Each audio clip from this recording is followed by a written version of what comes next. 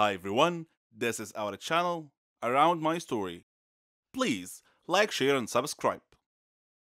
Vous savez, parfois la vérité est encore plus étrange que la fiction, surtout si vous avez un sombre secret dans votre vie qui vous mettra en danger s'il était révélé. C'était mon cas. Et voici mon histoire. Je m'appelle Charlotte et j'ai 17 ans. Je vis avec ma mère. Mon père est décédé avant ma naissance, alors ma mère a dû m'élever toute seule. Ma mère savait tout de moi. Mes études, mes amis. Elle avait certaines règles que j'étais censée suivre.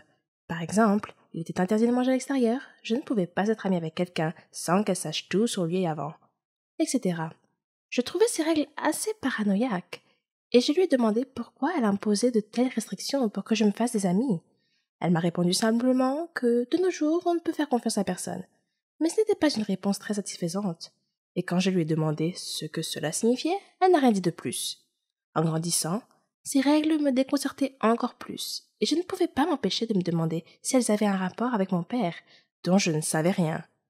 Maman disait toujours qu'il était un trouble-fête, et elle me disait que tout serait clair pour moi avec le temps. Un jour férié, j'ai rejoint un nouveau groupe. Nous avons fait beaucoup de concerts. C'était génial! J'étais douée pour jouer de la musique et chanter. Quand nous sommes allés camper, nous avons rencontré des étudiants d'autres pays. Nous nous sommes fait beaucoup de nouveaux amis et nous nous sommes amusés ensemble. Nous avons même eu la chance d'accroître la notoriété et la réputation de notre groupe. Après notre première représentation au camp, une fille asiatique s'est approchée de moi et m'a serré dans ses bras en disant « Charlotte, tu m'as beaucoup manqué !»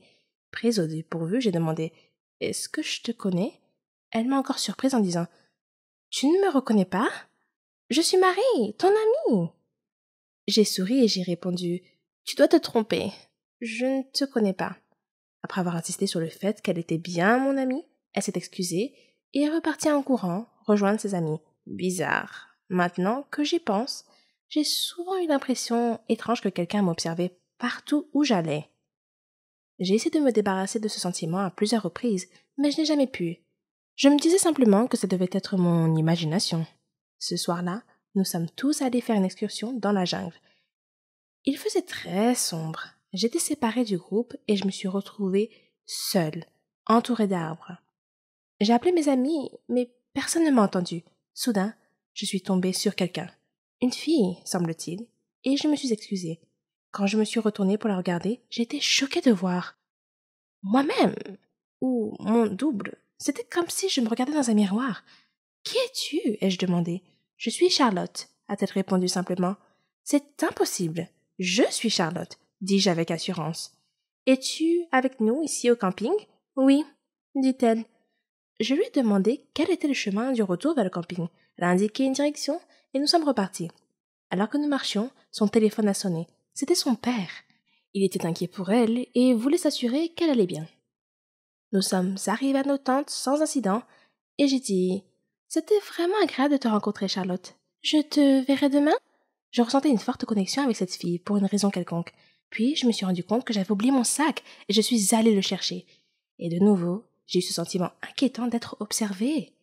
Soudain, quelque chose me frappe à la tête.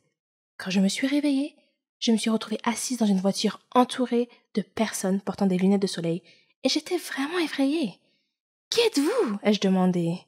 « Et qu'est-ce que vous voulez de moi ?» Un homme m'a dit que mon père était la raison pour laquelle il m'avait kidnappée. Quand je lui ai répondu que mon père était mort il y a longtemps, il a juste ri. Puis il me pulvérisa quelque chose au visage et je perdis connaissance. Quand je me suis réveillée plus tard, l'autre Charlotte était attachée à côté de moi. L'un des hommes semblait confus de voir moi et a demandé à son patron laquelle de nous était la fille qu'il cherchait. Soudain, j'ai entendu quelqu'un crier « Stop! Ne bougez pas !» La police surgit de la ligne des arbres, encercla la voiture et apprehenda les hommes. Puis, ils nous détachèrent toutes les deux. Quelqu'un est apparu, l'air très inquiet. L'autre Charlotte a commencé à se réveiller et a demandé où elle était et ce qui se passait. Puis, elle vit son père et courut vers lui. Son père m'a alors regardé et m'a demandé mon nom et celui de ma mère. Quand je lui ai répondu, il a dit qu'il savait qui j'étais et m'a dit de transmettre ses salutations à maman et de lui dire qu'il continuait à garder son secret. Puis il me remit une médaille et me serra dans ses bras en disant qu'il n'était pas sûr que nous nous reverrions un jour. Je le regardais toujours d'un air confus. Alors il sourit et me demanda où était mon père. Et je lui répondis que mon père était mort. Il a dit que c'était leur accord entre ma mère et lui, qu'il essayait seulement de nous protéger, moi et l'autre Charlotte, qui se trouvait être ma sœur jumelle. Il dit avoir eu des problèmes dans son travail. Des gens ont menacé de nous tuer. Alors lui et ma mère ont décidé de nous séparer. Elle t'a emmené et j'ai pris ta sœur jumelle, a-t-il dit. Nous avons fait ça pour te garder en sécurité. J'ai appelé ta jumelle Charlotte, comme toi. Je me sentais encore un peu bouleversée à ce moment-là. C'était absurde. Je ne pouvais pas le croire. Soudain, j'ai entendu quelqu'un m'appeler. « Charlotte, réveille-toi! C'est l'heure de notre voyage. Tu as dû faire un cauchemar, car tu criais. » Je me suis réveillée et me suis retrouvée dans une tente avec mon ami. Quand je suis sortie de la tente, je me suis arrêtée. Juste en face de moi, me regardant dans les yeux, se trouvait une fille qui était mon reflet exact. Ce qui est agréable avec la réussite, c'est de voir tous vos amis et votre famille être si fiers de vous et de vos réussites. Ce respect et cette appréciation mutuelle sont le fondement de la véritable amitié. Mon histoire parle de succès et d'amitié et aussi quand deux amis deviennent incompatibles et ne vont plus de pair. Je m'appelle Chérie et j'ai 21 ans. J'avais une amie qui s'appelait Margot. Elle n'était pas seulement mon amie. Elle était ma meilleure amie, ma sœur. Elle était tout pour moi. Nous étions semblables à bien des égards, même dans nos passe-temps et nos rêves. Après la mort de mon père, maman et moi avons déménagé dans le quartier de Margot, car sa mère était la meilleure amie de ma mère. Je n'avais que 3 ans à l'époque, alors Margot et moi avons pratiquement grandi ensemble. À l'école, nous partagions les mêmes classes, étudions ensemble et faisions même équipe dans les labos. Elle et moi rêvions toutes deux de devenir pharmaciennes. J'ai eu du mal au lycée, mais je m'en suis sortie grâce au soutien et aux encouragements de Margot. Je n'avais pas autant de liberté et d'indépendance qu'elle, car ma mère me surprotégeait. C'est à ce moment-là que mon histoire a vraiment commencé. Lorsque j'ai décidé de m'inscrire à la faculté de pharmacie, Margot m'a demandé pourquoi j'avais choisi cette spécialité.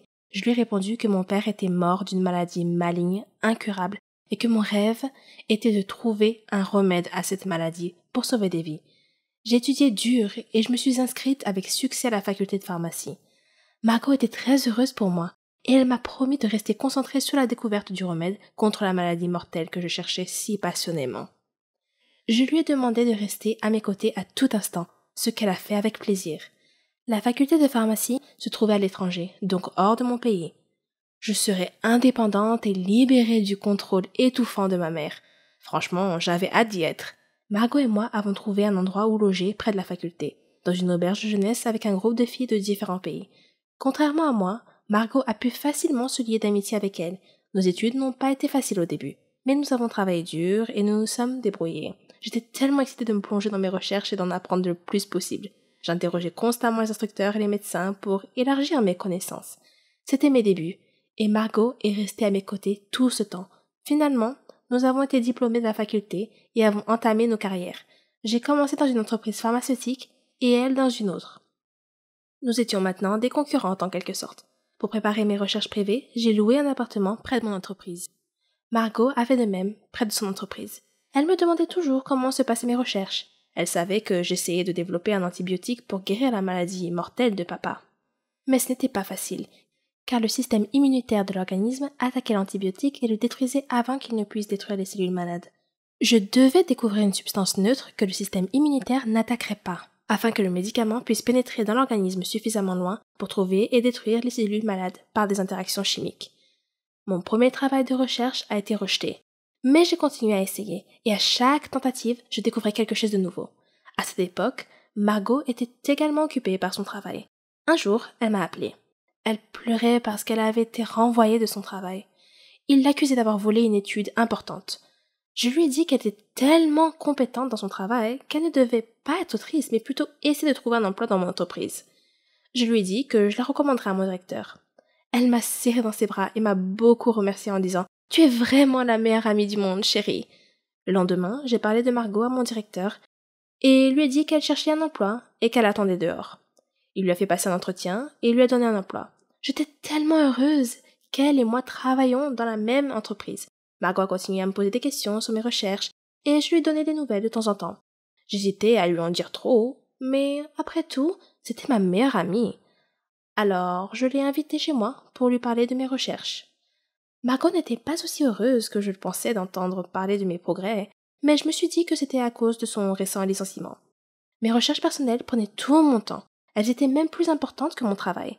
Un jour, lorsque je me suis présentée au travail, mon responsable m'a dit qu'il n'avait plus besoin de moi et que j'étais licenciée, virée. J'étais choquée et j'ai demandé pourquoi. Il m'a répondu que je passais trop de temps à la maison à faire mes recherches personnelles et trop peu de temps au travail. Il m'a dit qu'il avait envoyé plusieurs lettres à mon domicile me demandant de revenir travailler et que je ne lui avais pas répondu et que je n'étais pas revenue au travail. Il m'a dit que ma colocataire, Margot, avait reçu les lettres en mon nom et avait promis de les remettre. J'étais choquée. Je lui ai dit qu'elle ne m'avait jamais rien dit. De retour à la maison, j'ai confronté Margot et lui ai demandé pourquoi elle ne m'avait pas remis les lettres de mon patron comme elle l'avait promis. Elle s'est excusée et a dit qu'elle avait reçu les lettres, mais qu'elle était si occupée qu'elle les avait mises de côté et oubliées. Je lui ai pardonné, mais j'ai eu l'impression qu'elle n'était pas tout à fait honnête avec moi. J'ai mis l'affaire de côté et lui ai dit que le fait d'être licenciée me permettrait simplement de libérer du temps et d'en consacrer davantage à mes recherches personnelles. Quelques jours plus tard, Margot m'a appelé pour me demander de venir faire la fête avec elle, et je lui ai demandé de quoi il s'agissait. Elle m'a dit qu'elle avait obtenu une promotion et pris ma place au travail, mon ancien emploi. J'étais heureuse pour elle, mais en même temps, je sentais que quelque chose clochait dans cette histoire. Et ce sentiment semblait s'amplifier. Le temps s'est écoulé et mes expériences ont finalement été couronnées de succès. J'avais réussi à trouver le médicament qui pouvait détruire les cellules malades. J'étais aux anges. Papa aurait été si fier de moi. J'ai appelé Margot et lui ai parlé de ma découverte. Elle m'a dit « Oh chérie, tu as réussi! Tu as découvert le remède !» Je lui ai dit que j'avais l'intention de présenter bientôt mes recherches à une autre société pharmaceutique, une société qui était meilleure que la précédente qui m'avait licenciée. Elle avait l'air heureuse pour moi, mais avait un regard étrange. Je me sentais fatiguée et j'ai souhaité bonne nuit. Elle m'a dit qu'elle allait rester debout un moment, alors je me suis endormie. Quand je me suis réveillée le lendemain matin, j'ai trouvé mon espace de recherche en désordre et mes données de recherche avaient disparu. J'ai réveillé Margot et lui ai dit que quelqu'un avait volé mes recherches la nuit dernière. Elle a dit « Ce n'est pas possible. Qui d'autre que toi et moi était au courant de tes recherches ?» J'ai dit « C'était peut-être mon ancien directeur. Peut-être qu'il avait deviné que j'avais fait une avancée. » Je ne sais pas. J'ai appelé la police pour signaler l'effraction et le vol de mes données de recherche, mais ils n'ont trouvé aucune preuve de l'identité du coupable. Je suis retournée dans mon pays d'origine, déçue et abattue. J'ai trouvé un autre emploi, dans une entreprise proche de chez moi. De nombreux mois s'étaient écoulés. Je n'étais plus en contact avec Margot. Nous avions perdu le contact quelque part en cours de route. Et puis un jour, maman regardait la télévision. Quand elle a soudain vu une émission qui allait parler d'un nouveau médicament qui traiterait et guérirait la maladie maligne de papa. Ils allaient interviewer l'inventeur de ce remède miracle. Je me suis assise, captivée. Je devais la regarder. Quand le journaliste présenta l'invité, c'était Margot. Je ne pouvais pas en croire mes yeux. C'était elle. Elle avait volé mes recherches. Ma soi-disant meilleure amie m'a trahi. Et je l'avais traitée comme une sœur. Ça m'a profondément blessée. J'ai intenté une action en justice contre elle et j'ai récupéré mes recherches et le mérite de la découverte du remède. Donc ça, c'est bon. Mais la seule chose qui n'a jamais pu être réparée et pour laquelle il n'y avait pas de remède, c'était l'ancienne relation entre nous. Elle m'avait poignardé dans le dos et détruit ma foi en l'humanité. Et je pense que je ne trouverai jamais de remède à cela.